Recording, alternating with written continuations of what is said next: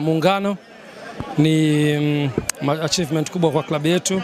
Tumekuja kwa heshima muungano ambao huu muungano ndio unatufanya leo tuite Tanzania. Kinyume na hapo tungekuwa kabla muungano tulikuwa na Tanganyika na Zanzibar. Kwa hiyo ni historia kubwa, na waasisi wa muungano huu ni wanachama wa klabu ya Young Africans. Tunamzungumzia baba yetu, baba wa taifa Mzee Mwalimu Nyerere, lakini pia baba wa taifa hili la Zanzibar Mzee Karume. Hawa watu wawili wote walikuwa ni wanachama Young Africans ambao ndio walikuja kutuletea muungano mwaka 64. Kwa hiyo tunao furaha kubwa kwa mabingwa wa kombe hili kwa mwaka huu 2025. Tulikuja hapa, nafikiri watu wa Pemba na Zanzibar kwa ujumla, lakini hata sisi ambao tumetoka bara tumefurahia mashindano haya. Lakini mwisho ni pongeze sana Serikali ya Mapinduzi ya Zanzibar. Tunakuja kwenye facility kama hii ya Gombani, top class facility ambayo ni seme tu haijaje bahati mbaya. Imefanyika kazi kubwa ya Mheshimiwa Rais Dr.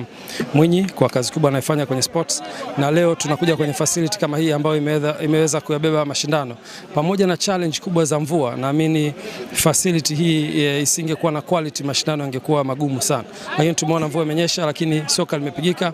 JKU wamekuja na game plan nzuri, wamefanya vizuri, walizitoa timu kubwa, na leo wamekutana na Kigogo ambaye ndo bingwa wa kihistoria wa mashindano haya, ndo alofanya maamuzi ya kuchukua bingwa. Kwa hiyo niwapongeze pia JKU, niwapongeze wanahabari na alamsika.